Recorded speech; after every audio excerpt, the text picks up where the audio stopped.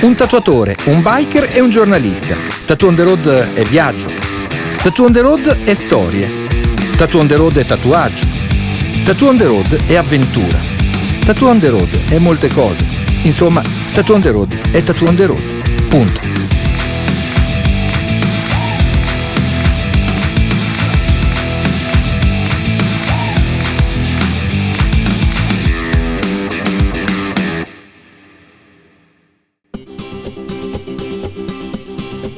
Il viaggio che vi stiamo per raccontare parla di America, quella classica, fatta di lunghe strade, di Route 66, tanto per capirci, ma anche di luoghi che quasi nessuno conosce e che neppure vi anticipo, così li andremo a scoprire assieme, perché, credetemi, di vederli ne vale assolutamente la pena.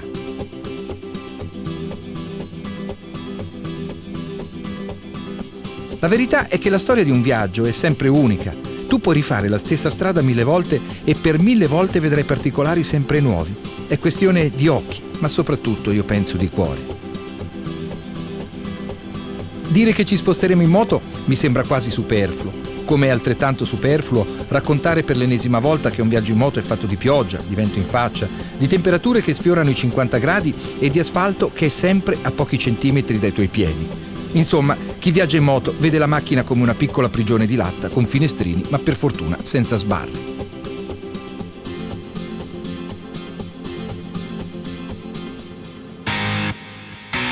Lui è Mattia e gli Stati Uniti li ha già girati in lungo e largo. È un po' il capitano, tanto per capirci. Caldo fuori, è allucinante, ho paura per Luca perché già soffriva ieri sera, ma credo che adesso l'emozione e l'adrenalina ci portino ad affrontare bene questa prima tappa lunga 650 km, un dritto della miseria. Io interpreto il viaggio proprio forse come la fuga. Ho bisogno di viaggiare, proprio sento la necessità di guidare la moto, e non la voglia, ma la necessità di guidare la moto perché mi allontana da tutto quello che per me rappresenta il problema o quello che non voglio vivere. Tiziano invece di professione fa il tatuatore, è artista nell'anima Tiziano, e questo è fantastico perché lui riesce sempre a vedere le cose con occhi diversi. La striscia d'asfalto è il percorso sicuro, tutto ciò che ne sta fuori è immaginazione e vita, perché già dal bordo strada in poi comincia la vita. Beh, poi c'è Patrizio con le sue telecamere che praticamente sono sempre in funzione. Marco che con il suo drone riesce a passare anche nelle serrature delle porte. E poi Claudio, un po' autista, un po' tuttofare, ma soprattutto disposto al sacrificio, perché lui questo viaggio, diciamolo pure, se lo sarebbe proprio fatto in moto. E alla fine ci sono io, un po' giornalista e un po' biker. Diciamo che sono quello che ha pensato bene di scrivere questa specie di taccuino di viaggio.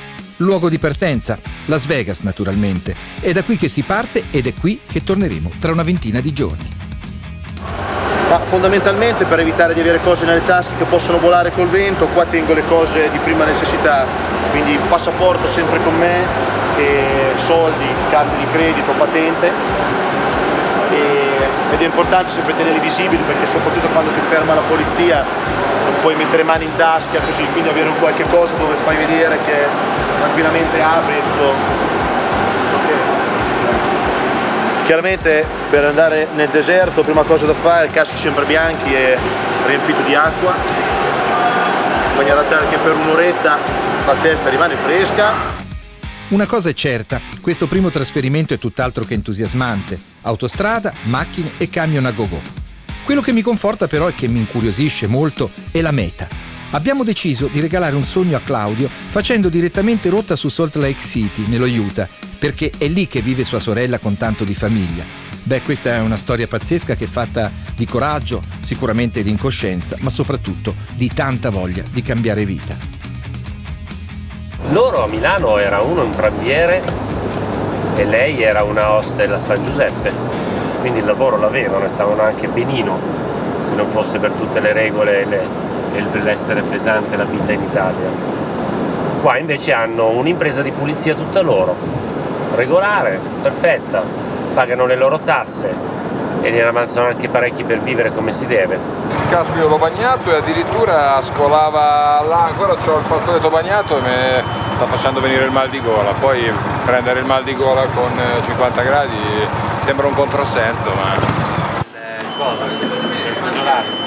85. Dobbiamo correre perché il fuso orario ci ha fregato. Ci è sembrato carino aprire il viaggio con una striscia a Las Vegas e Salt Lake City per andare a conoscere la sorella di Claudio, che ha fatto una scelta, ragazzi, che tutti noi almeno una volta al giorno diciamo: vorrei andare via dalla nostra fantastica Italia. Cazzo, lei l'ha fatto veramente, sono 2 anni che vive qui, conoscenze che aveva prima a Salt Lake City zero. Questa sera cerchiamo di capire un po' meglio che cosa è successo, qual è la storia di questa favola.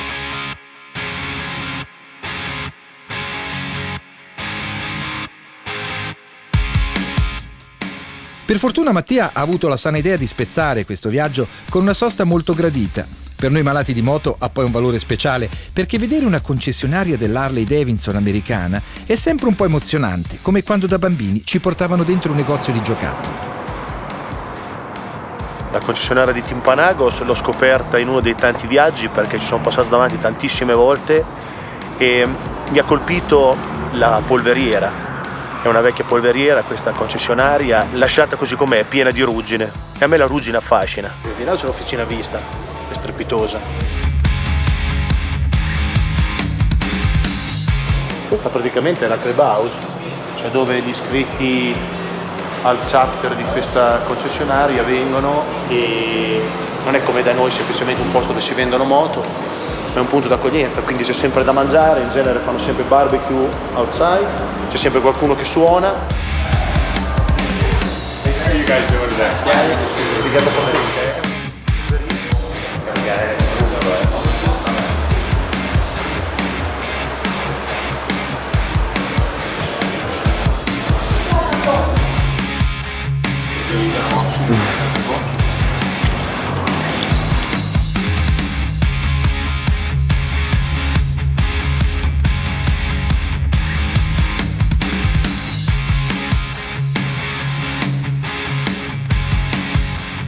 Dopo 700 km ci siamo e quando finalmente troviamo la casa è quasi notte.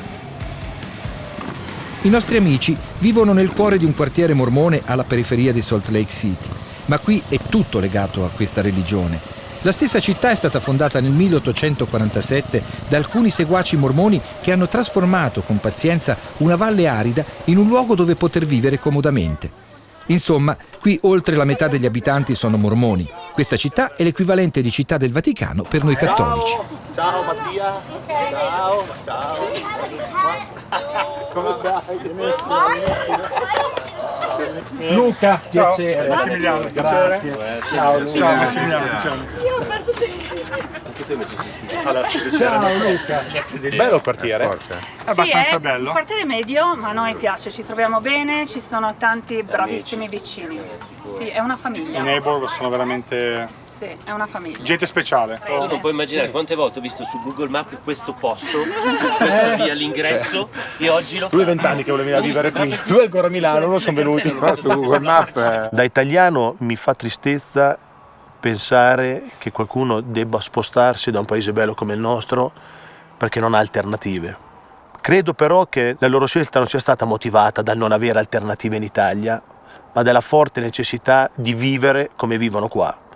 Ma tu guarda, il mio piccolino Matteo, prima di venire qua, un anno prima, provavamo a fargli imparare l'inglese, insomma, a parte la scuola, ma anche tramite alcuni nostri ex missionari che sono americani, che quindi gli insegnavano. Lui piangeva, lui non voleva assolutamente imparare l'inglese, diceva: io rimango qua con i nonni, con gli zii, con i miei amici, io non vengo via. Siamo arrivati qua che Matteo, non so dov'è, non parlava neanche una parola di inglese, adesso fa fatica a parlare l'italiano corretto, parla solo americano, e se tu gli chiedi dov'è casa sua lui ti dice: qua io non tornerò mai più indietro. In 1 anno e mezzo. Dov'è? Non c'è, è in giro. Dire che la loro accoglienza sia stata straordinaria è riduttivo. L'intera comunità ci attende ed è pronta per abbracciarci, vescovo compreso. Qui tutti si conoscono e le chiavi sulla porta di casa sono un semplice ornamento. Mi domando se anche noi, nelle nostre città, siamo ancora capaci di questo, e cioè di ritrovarci come comunità o di andare ad accogliere con il sorriso amici e parenti dei nostri vicini che arrivano magari dall'altra parte del mondo. Un po' di preconcetto alla base ci stava. L'idea di pensare che queste persone vivessero un pochino come una sorta di setta chiusa. E invece ho visto delle persone sicuramente molto determinate, sicuramente molto inquadrate, ma anche, devo dire, molto aperte, molto gentili e molto ospitali. Per noi è un sogno con tanta fatica, che non si pensi che i sogni arrivano così in un secondo. C'è tanto sudore, tanta fatica, tanti pianti, perché è veramente complicato, però non è un problema, siamo stati disposti, siamo disposti e felici. È bello. La Chiesa, devo dire la verità, la fede e la Chiesa sin dall'Italia, perché noi ci siamo convertiti in Italia, mormoni, non qua, ci ha aiutato infinitamente tanto. Hanno affrontato un sacco di difficoltà e l'hanno fatto insieme, hanno dormito in macchina per settimane e questo penso che avrebbe messo in difficoltà la maggior parte delle famiglie. Claudio, vieni che ti faccio vedere la casa. Permesso. Avanti. Allora, questa è la cucina. Guarda. Oh, ma ti devo far vedere due foto dopo. Belle. Dopo ti faccio vedere due foto. Belle. Ok, ci sono tanti lavori da fare. Vedo che la passione delle tazze è Massimiliano, rimasta. purtroppo sì. Okay. Passione delle tazze e passione di Santa Claus. Un anno e mezzo che siamo qua, ne abbiamo già circa 150 Santa Claus.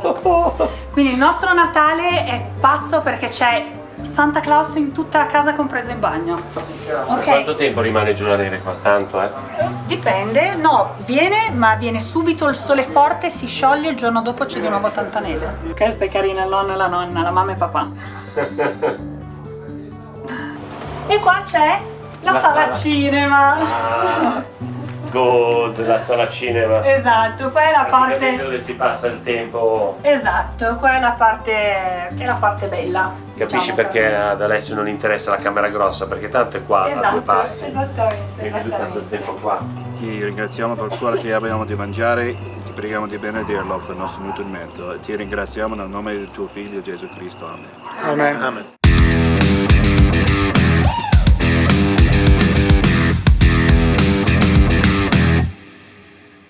Da sempre mettiamo la qualità della vita al primo posto.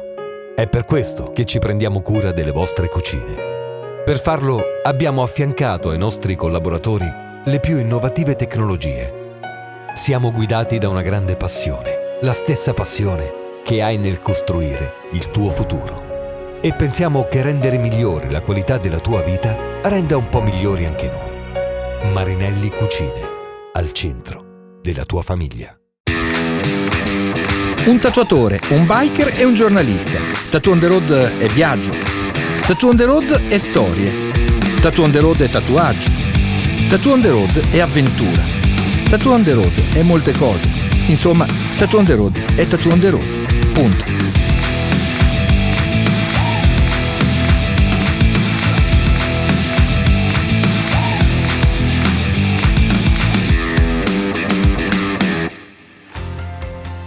L'Italservice è un'azienda che produce e taglia bordi per il mercato nazionale ed internazionale. L'azienda è nata nel 1997 in uno stabilimento di Pesaro di 600 metri quadrati e in questi anni abbiamo avuto una crescita continua e costante che ci ha portato ad avere uno stabilimento qui a Valle Foglia di 10.000 metri quadrati tra coperto e scoperto. Noi rappresentiamo il 25-30% del mercato nazionale.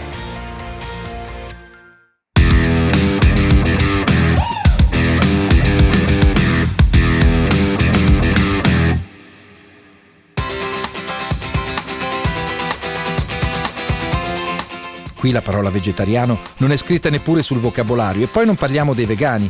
Probabilmente nell'immaginario collettivo degli abitanti dello Utah i vegani sono una specie aliena che arriva da altre galassie.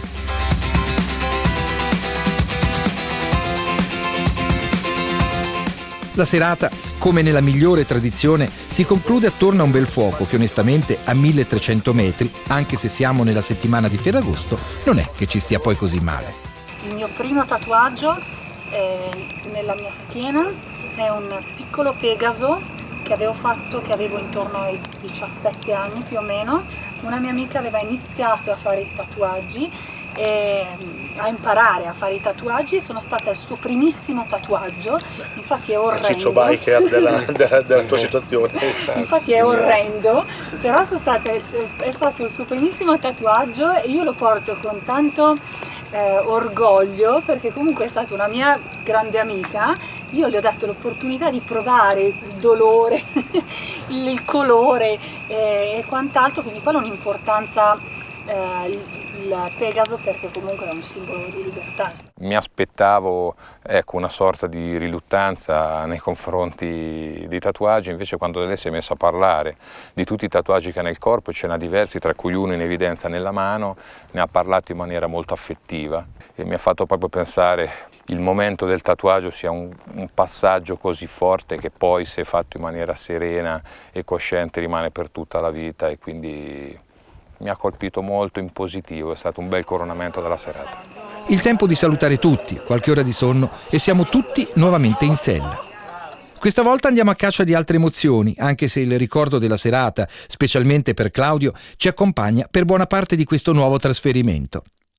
Ho avuto modo di conoscere chi li ha aiutati veramente a creare l'ingranaggio per poter rimanere lì, e parlo di Kevin e Sabina e famiglia. Poi ottime persone, proprio comuni, alla mano, motociclista pure lui, quindi che te lo dica a fare.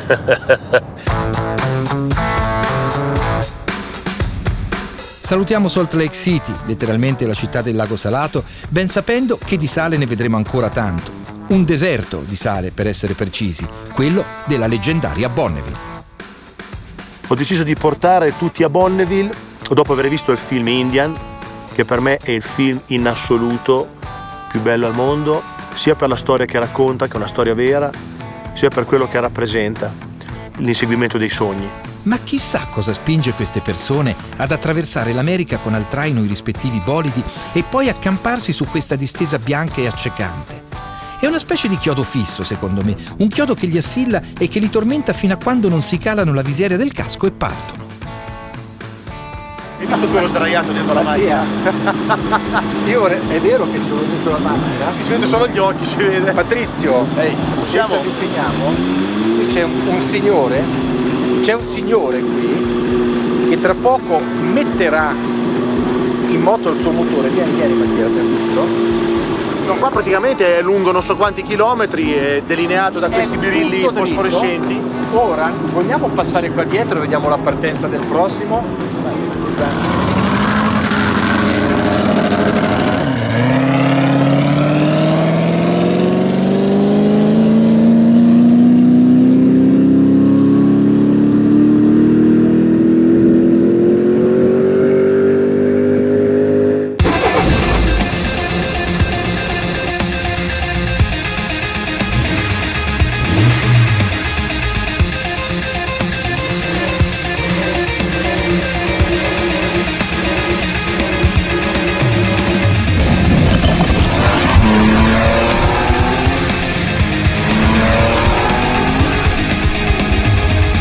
C'è di tutto, ci sono ricchi e meno ricchi, giovani, meno giovani, quasi tutti con le famiglie al seguito, quasi tutti con una moglie e una fidanzata che con pazienza ha deciso di condividere questa follia. Ma se noi adesso invece prendiamo le moto nostre, non facciamo nessun record, ma nuotiamo in mezzo al deserto di sale di Bonneville, destra, sinistra, sopra, sotto, si può fare? Signora, una cosa, prendiamo le moto e andiamo.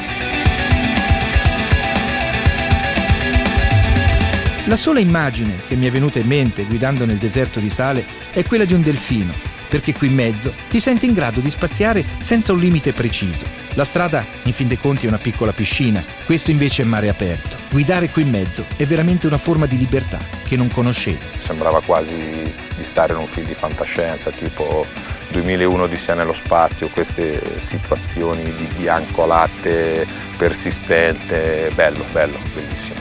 La moto sul sale è stranissima, è una percezione strana quella del sale, no? E questa luce che comunque ti abbaglia, indipendentemente da dove tu possa guardare, ti mette sempre quel po' di insicurezza. Poi mentre sei lì tu insicuro che guidi la tua moto, ti giri e vedi gente che sfreccia a 700 all'ora. E allora ti senti piccolo, però capisci che se vuoi puoi aprire il gas. Con il mio telefonino riprendo questa strana coppia di uomini liberi. Certo, non hanno un tetto e la doccia se la fanno quando capita. Questo è il prezzo da pagare. Però, in cambio, hanno una serenità e una luce negli occhi che noi abbiamo perso da tempo. Loro si avvicinano molto al concetto di libertà che tutti sogniamo. Ok? Praticamente questa notte loro normalmente dormono per strada, si buttano per terra, dove ci sono i box con $5 fanno la doccia, e questa notte volevano dormire qui ma non glielo permettono, quindi tornano vicino al gas station. Fighissimo. Mi sono piaciuti tantissimo. Sono per me due icone che rappresentano il mondo reale del motociclista libero e ruspante. But it's very hard with a shovel. Shovelhead is hard to ride. Yeah, that one. They did it for years though. You know what? It's older technology, but it's like a John Deere tractor. It will run forever. You keep gas and oil in. And it has a foot clutch and jockey shift. Wow. Nothing on the handlebars. And can I ask you what is this? Steering stabilizer. So say you hit a pot. Say you hit a pothole and you go into a high-speed wobble. Yeah. That will stabilize you, and it could be really the reason I'm still here live today, because I hit one down in Georgia, and literally, if I didn't have that on, I would have crashed. You don't get the high-speed wobbles. Okay. We've been wanting to do this for 20 years, and we talked about it, and it's a form of freedom, and doing it while we're still young enough to enjoy it and see this beautiful country. You know, and meet people along the way like you guys and many other nice people who help us along the way. Persone che attraversano l'America in modo sicuramente differente dal mio. Io lo faccio probabilmente da turista. Loro invece hanno caricato nel loro moto addirittura il cuscino, le coperte, il piumone, e vivevano per strada. Una vita durissima, però che mi affascina tanto. Here in Bonneville, it's not about the money. It's about the passion. They spend the whole year working on it to come here and be around these people, and all year, all the hard work comes down to 10 seconds. Gotta have big balls to go that fast. I know. Different color hats means a different class that you beat a record.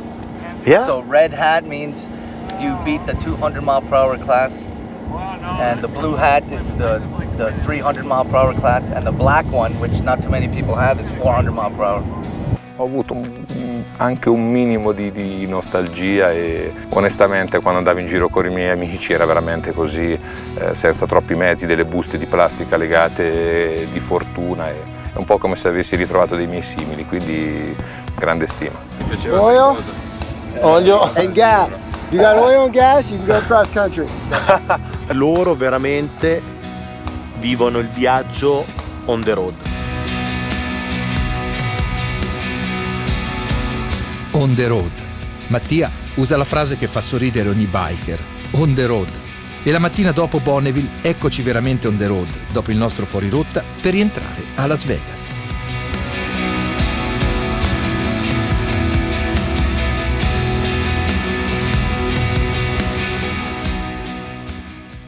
Però Las Vegas è una figata. A me piace un sacco.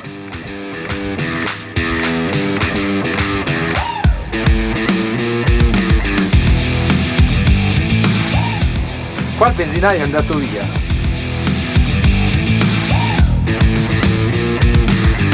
These are poisonous snakes. And so, Poison?